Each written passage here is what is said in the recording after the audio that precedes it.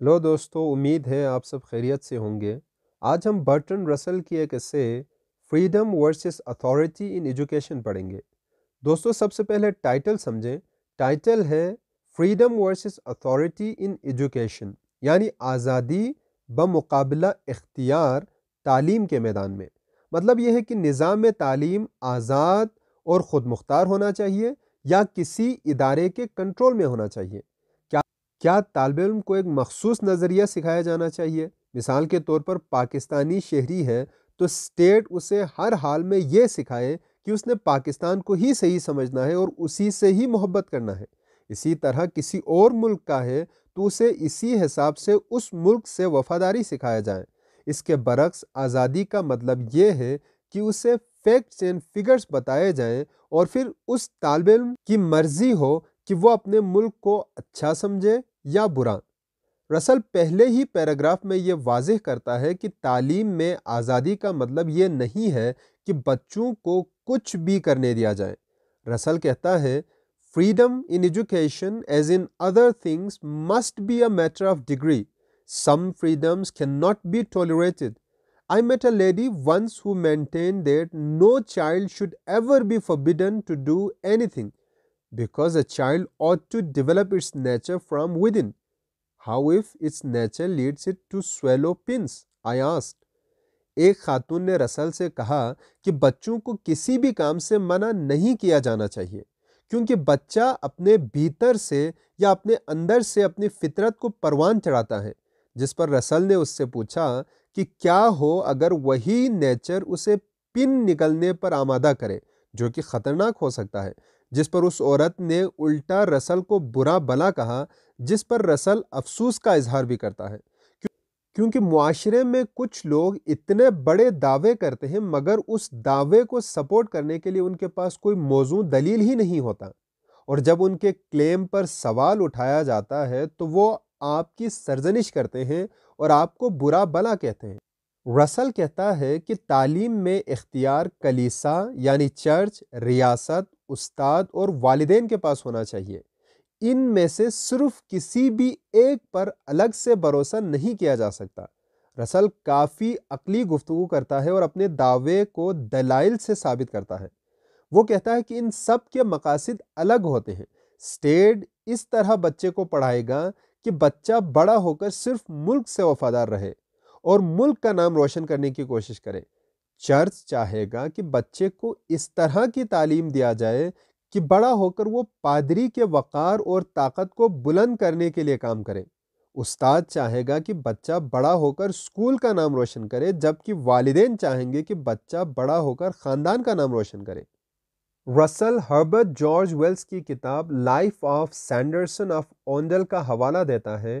H G Wells 20ویں صدی کا ایک مشہور انگریز ناول نگار تھا۔ اس نے فریڈرک ولیم سینڈرسن کی بائیوگرافی لکھی تھی۔ فریڈرک ولیم سینڈرسن 1892 سے 1922 تک اونڈل اسکول کا ہیڈ ماسٹر تھا اور اس نے اسکول کے نظام تعلیم کو جدید بنیادوں پر آراستہ کیا تھا۔ جب سینڈرسن ہیڈ ماسٹر بنا تو اسے پتا چلا کہ صرف چند لڑکے ہی گرجا میں گاتے ہیں اور صرف انہیں ہی ٹرین کیا جاتا ہے۔ سینڈرسن نے فیصلہ کیا کہ تمام لڑکے گائیں گے، چاہے وہ گا سکتے ہوں یا نہیں۔ رسل کہتا ہے کہ سینڈرسن insisted that all should sing, whether musical or not. In this, he was rising above the bias which is natural to a schoolmaster who cares for his credit than for his voice. اس طرح کرتے ہوئے سینڈرسن ایسے school master کے تعصب سے بالا ہو رہا تھا جس کے لیے بچے سے زیادہ اس کی تنخواہ اہم ہے۔ بھلے ہی بچہ کچھ سیکھتا ہے یا نہیں، اس اسکول ماسٹر کو اس سے کوئی غرض نہیں ہے، اسے اپنے تنخواہ سے غرض ہوتی ہے۔ رسل کہتا ہے کہ تعلیم میں ان اداروں کا اختیار ہونا تو چاہیے مگر کم سے کم ہونا چاہیے۔ آگے وہ کہتا ہے کہ بچے کے پہلے 2 یا 3 سال کو بالکل بھی نظر انداز نہیں کرنا چاہیے، کیونکہ اس دوران بچہ زیادہ سے زیادہ سیکھتا ہے۔ اس دوران بچے کو حوصلہ اور موقع دونوں دیا جانا چاہیے تاکہ وہ زیادہ سے زیادہ سیکھے۔ یہ باتیں ہیں تو بہت اچھی مگر عملی طور پر ایسا ہوتا نہیں ہے۔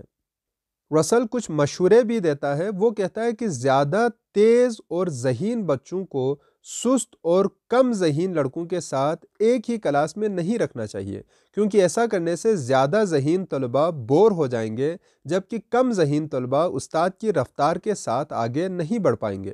اسی طرح مضامین کا انتخاب بچے کی فطری لگاؤ کے حساب سے ہونا چاہیے۔ بچے کو اس چیز کی آزادی نہیں ہونی چاہیے کہ وہ بالکل بے ربط مضمون کا انتخاب کرے۔ ہر طالب علم کو 12 سال کی عمر تک کلاسکس، ریاضی اور سائنس ضرور پڑھانا چاہیے، پھر مزید 2 سال بعد اسے خود پتہ چلے گا کہ اسے کیا پسند ہے۔ نتیجتاً 14 سال یا اس سے زائد عمر کے طالب علموں کو اس چیز کی آزادی ہونی چاہیے کہ وہ اپنی مرضی کے مضمون میں مہارت حاصل کر سکیں۔ رسل آزادی اظہار رائے پر زور دیتا ہے، پھر چاہے وہ طالب علم کے لیے ہو یا اساتذہ کے لیے۔ وہ اسے آزادی کی سب سے اہم قسم قرار دیتا ہے۔ وہ اس آزادی پر کسی بھی قسم کی پابندی لگانے کے حق میں نہیں ہے۔ اس کے لیے رسل یہ دلیل دیتا ہے کہ ہمارے عقائد مستند شواہد پر مبنی نہیں ہوتے ہیں۔ سائنسی حقائق کو ایک طرف رکھیں تو ہمارے اعتقادات کو ثابت کرنے کے لیے کافی شواہد یا ثبوت نہیں ہوتے ہیں۔ حکومت عام طور پر طالب علموں کو بہت سارے نظریات سکھاتی ہے، کیونکہ وہ نظریات حکومت کے اپنے لیے موزوں ہوتے ہیں، نہ کہ اس لیے کہ ان نظریات کے حق میں قائل کرنے کے لیے کافی شواہد موجود ہوتے ہیں۔ رسل کہتا ہے "It is obvious that most children, if they were left to themselves, would not learn to read or write and would grow up less adapted than they might be to the circumstances of their lives." کہ اگر بچے کو اپنی مرضی کے مطابق چھوڑا جائے تو اکثر بچے پڑھنے لکھنے کی زحمت ہی نہیں کریں گے۔ اس لیے تعلیمی اداروں میں بچوں پر کسی حد تک اختیار ہونا چاہیے، مگر چونکہ کسی ایک صاحب اختیار پر مکمل بھروسہ نہیں کیا جا سکتا، اس لیے اختیار کم سے کم ہونا چاہیے۔ ٹروتھفلنس کا مطلب ہے سچا پن، اور سچا پن کا مطلب یہ ہے کہ ہم اپنی رائے موجود یا میسر شواہد پر استوار کریں اور ہمیشہ نئے شواہد کو سننے اور سمجھنے کے لیے آمادہ رہیں، پھر چاہے وہ شواہد ہمارے پہلے سے قائم شدہ رائے کے خلاف ہی کیوں نہ ہو۔ اس لیے عقائد کے حوالے سے تشکک والا رویہ برقرار رکھنا ضروری ہے۔ ایک پیشہ ور سائنسدان بھی سائنسی حقائق کے حوالے سے تشکک والا رویہ رکھتا ہے، کیونکہ اس کا امکان ہمیشہ موجود ہے کہ نئے شواہد کی بنا پر پرانے سائنسی اعتقادات تبدیل ہو جائیں۔ رسل کے مطابق کسی بھی قسم کی راسخ الاعتقادی کو سکھانا نامناسب ہے۔ یہ کہنا کہ موجودہ اعتقادات ہمیشہ کے لیے درست رہیں گے، یہ غلط ہے۔ رسل کہتا ہے کہ اسی لیے کسی بھی قسم کی راسخ الاعتقادی کی تعلیم دینا نامناسب ہے، پھر چاہے وہ سیاسی ہو، مذہبی ہو یا اخلاقی ہو۔ اسے سکولوں میں پڑھانے کے اثرات برے ہی ہوں گے۔ راسخ الاعتقادی کا اساتذہ پر بھی برے اثرات مرتب ہوتے ہیں۔ سیاست کے حوالے سے ایک استاد کا ضمیر شاید اس بات کو نہ مانے کہ وہ ان چیزوں کو طلباء کو سکھائے جو حکومت چاہتی ہے اور حکومت کے حق میں ہو۔ ایسا ہی مسٹر ہیرولڈ لاسکی کے ساتھ ہوا، جو کہ پہلے ہارورڈ میں پڑھاتے تھے مگر اب لنڈن اسکول آف اکنامکس میں سب سے قابل قدر استاد ہیں۔ پھر اگر ہم مذہب کی بات کریں تو زیادہ تر پڑھے لکھے لوگ عیسائیت پر یقین نہیں رکھتے ہیں، مگر وہ اس حقیقت کو چھپاتے ہیں اور عوام میں اس کا اظہار نہیں کرتے ہیں، کیونکہ وہ اپنی آمدنی سے ہاتھ دھونا نہیں چاہتے ہیں۔ اسی طرح اخلاقیات کے حوالے سے ہر بندہ منافق ہوتا ہے، کیونکہ وہ بنا کسی خطرے کے اپنے نظریات کا اظہار نہیں کر سکتا ہے۔ یہ اساتذہ پر راسخ الاعتقادی کے برے اثرات ہیں۔ اسی طرح طالب علموں پر بھی راسخ الاعتقادی کے برے اثرات مرتب ہوتے ہیں۔ جب انہیں سیاسی یا معاشی راسخ الاعتقادی سکھائی جاتی ہے تو اسے دوسرے نقطۂ نظر سیکھنے کے عقلی فائدے سے محروم رکھا جاتا ہے، جو کہ اس کے لیے سیکھنا ضروری ہوتا ہے۔ اسی طرح اگر تاریخ کے حوالے سے راسخ الاعتقادی سکھایا جائے تو ایسے تنگ نظر محب وطن پیدا ہوں گے جو دوسرے ملکوں کے حوالے سے بد اندیش ہوں گے۔ اسی طرح اخلاقیات کے حوالے سے اگر طالب علم کو راسخ العقیدہ بنایا جائے تو وہ غیر متحمل، بخیل، ظالم اور جھگڑالو بن جائیں گے۔ راسخ الاعتقادی کا نہ صرف فرد پر بلکہ پورے معاشرے پر برے اثرات مرتب ہوتے ہیں۔ اس طرح کی تعلیم کی وجہ سے جنگ اور اذیت رسانی جاری رہتی ہے۔ اس طرح کی راسخ الاعتقادی ہر پرائمری اور سیکنڈری اسکول میں قومی دن، فوجی ٹریننگ اور پرچم کشائی کی شکل میں سکھائے جا رہے ہیں۔